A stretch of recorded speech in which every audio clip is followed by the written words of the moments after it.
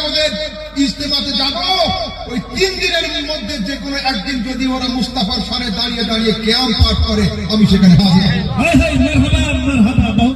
হাতির যে দাঁত দেখা যায় ও দাঁতে হাতি খায় না, আর যে দাঁতে খায় সে দাঁত দেখা যায় না।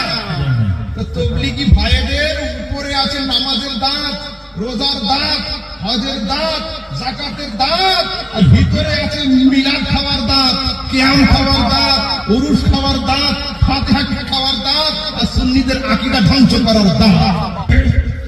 1 নম্বর প্রশ্নে আসছে আহলে হাদিস, তবলিগি জামাত, দেওবন্দি, জামাতে ইসলামী, এতে সুন্নি ছেলেদের যাওয়া যাবে কিনা? জামাতি ভাইরা বলে ভালো কথা বলি, হাদিস কোরআনের কথা বলি, এগুলোতে গেলে অসুবিধা কি? এটাই মানে এই যে ওদের ইজতেমা হচ্ছে বা আরো কিছু সভা হয়, এতে সুন্নিদের যাওয়া যাবে কি? দেখুন, হাতির দাঁত কারা কারা দেখেছেন? হাতির দাঁত দেখেছেন? 1 মাইল 1 কিলোমিটার দূর থেকে হাতির দাঁত দেখা যায়। হাতির যে দাঁত দেখা যায় ও দাঁতে হাতি খায় না, আর যে দাঁতে খায় সে দাঁত দেখা যায় না।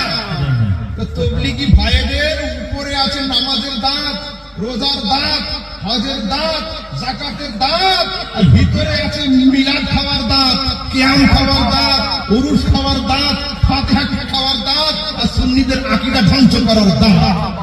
বাহ বাহ বাহ, সুবহানাল্লাহ সুবহানাল্লাহ। নারে তাকবীর, নারে তাকবীর, নারে রিসালাত, নারে রিসালাত, উলামায়ে আহলে সুন্নাত, হযরত আল্লামা মাওলানা মুফতি গোলাম আহমদ রাজা সাহেব কিবলা, নারে তাকবীর। ওই এরা যে দাঁতে খায় সে দাঁত দেখায় না, আর যে দাঁত দেখায় সে দাঁত এরা খায় না। এদের যত বড় 3 দিনের বিশ্ব ইজতেমা হবে, ওটা তো আমার দেশের দিকে হচ্ছে, ওদিকে তো আমার আসল বাড়ি কলকাতা।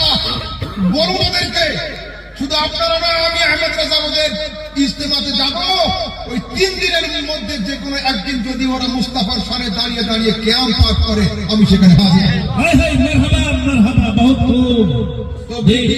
তবলিগি ভাইদেরকে খবর দেন, শুধু আমরা যাব না, আমাদের হুজুরকে নিয়ে যাবো। শর্ত হচ্ছে এই, ওনার নামের তাকবীর দিতে হবে না, নবীর নামের নারায়ে রিসালাত একবার বলতে হবে, আর 3 বার কিয়াম পাঠ করে শোনাতে হবে। জি মেসা